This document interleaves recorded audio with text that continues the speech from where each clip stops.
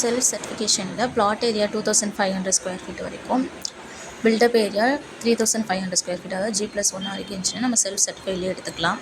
அதுக்கு self certification லிஸ்ட்டில் போயிட்டு போனோம்னா க்ரியேட்னு சொல்லிட்டு அந்த கார்னரில் காடுது பாருங்கள், அதை போய் கிளிக் பண்ணோம்னா நமக்கு க்ரியேட்டில் வந்து ஒரு பாக்ஸ் வந்துடும். அதில் என்ன ரூல்ஸ் படி நம்ம போகிறோம் அப்படிங்கிற மாதிரி இருக்குது. அதில் அக்ரி கொடுத்துடலாம், க்ரீனில் கொடுத்துடலாம்.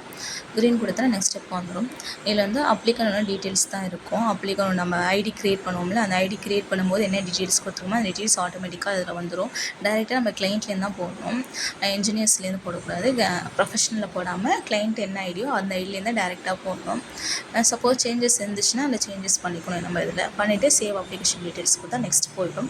இது வந்து ஃபஸ்ட்டு பிளாட் டீட்டெயில்ஸ் இருக்குது. பிளாட் நம்பர் இல்லைனா டோர் நம்பர் கொடுத்துக்கலாம். அடுத்த டிஸ்ட்ரிக்கு, நெக்ஸ்ட்டு தாலுக்கு என்ன தாலுக்கோ அந்த தாலுக்கு கரெக்டாக நம்ம டீலில் என்ன இருக்கோ அதை படித்து பார்த்து கரெக்டாக கொடுக்க வேண்டியதான், தெரிஞ்ச விஷயம் தான். அடுத்து வில்லேஜ் கொடுக்கணும். அடுத்து சைட் அட்ரஸ் வந்து க்ளீனாக ஃபுல்லாக டீட்டெயில்டாக ஃபுல்லாக கொடுத்துட்டு அடுத்து பின்கோடு கரெக்டான பின்கோடு கொடுத்தா தான் அந்த பஞ்சாயத்துக்கு அது சப்மிட் ஆகும்.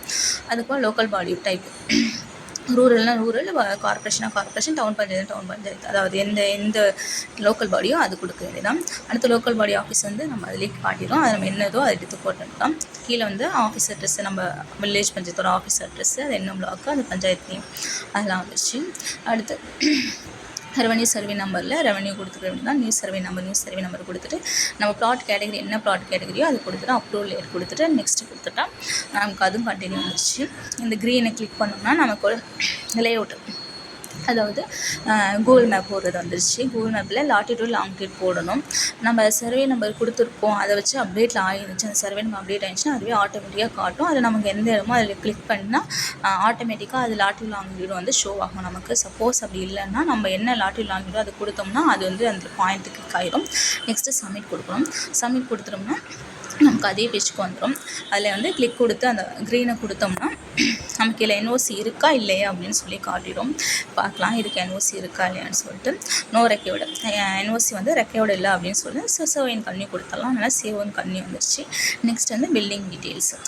நம்மளோட பில்டிங் என்ன நியூ பில்டிங்காக அடிஷ்னலாக கட்ட போகிறோமா, அதாவது ஃபஸ்ட்டு ஸ்டோரு எதுவும் எக்ஸிஸ்டிங்லேருந்து ப்ரப்போஸ்ட் வரப்போதா அது கேட்குது. நம்ம நியூ தான் கட்ட போகிறோம். அடுத்து total plot area, floor details, ground floor, built up area என்னவோ, ட்வெல்லிங் யூனிட் 1, எஃப்எஸ் ஏரியா அதுவே காட்டிடும். ஹைட் ஆஃப் தி பில்டிங்ஸ் கொடுத்தோம். ப்ரப்போஸ்டு கிரவுண்ட் ஃப்ளோர் ஏரியா இவ்வளோ கொடுத்துட்டு அடுத்து நம்ம பவுண்ட்ரிஸ் கொடுக்கணும். பவுண்ட்ரிஸ் கரெக்டாக கொடுக்கணும். பவுண்ட்ரிஸ் கொடுத்துட்டு கிளாசிஃபிகேஷன் ஆஃப் சைட் வந்து others area.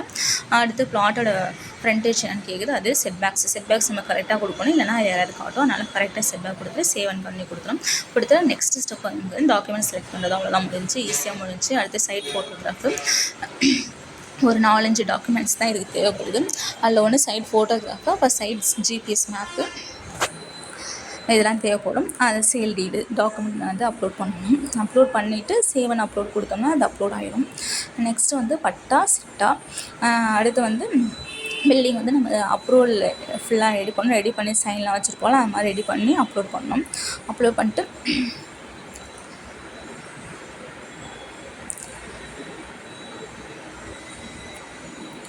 Approval layout, next approval layout upload பண்ணணும்.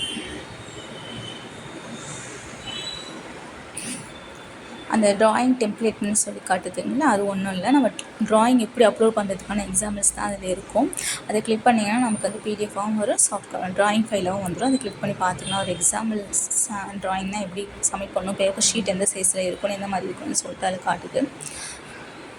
அடுத்து கேட்குற டாக்குமெண்ட்ஸ்லாம் சப்மிட் பண்ணி நெக்ஸ்ட் போயிட்டோம்னா டிக்ளரேஷன்ஸ் காட்டுது. இதெல்லாம் நம்ம வந்து கரெக்டாக கொடுத்துருக்கோம். நான் டீட்டெயில்ஸ்லாம் வந்து கிளைண்ட்டு நான் டேரெக்டாக கவர்மெண்ட் டீல் பண்ணுறேன், நான் கரெக்டாக கொடுத்துருக்கேன், இல்லை எந்த ஒரு ஃப்ராடும் கிடையாது அப்படிங்கிறதுக்காக தான் ஒரு 8 பாயிண்ட்ஸ் இருக்குது, 8-9 பாயிண்ட்ஸ் இருக்குது. அது எல்லாத்துக்கும் நம்ம டிக் கொடுத்தோம்னா தான் அது அக்செப்ட் ஆகும். ஆனால் டிக் கொடுத்து தான் ஆகணும்.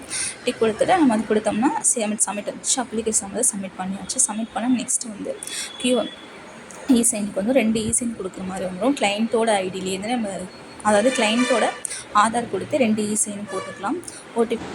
ஓடிபி ஒரு 2 ஓடிபி கொடுத்துட்டு பேமெண்ட் பண்ணோம்னா நமக்கு வந்து ஃபைனல் அப்ரூவல் ஆகிடும். எதுவும் டவுட் இருந்துச்சுன்னா கமெண்ட் பண்ணுங்கள், நான் உங்களுக்கு ரிப்ளை பண்ணுறேன். தேங்க்யூ.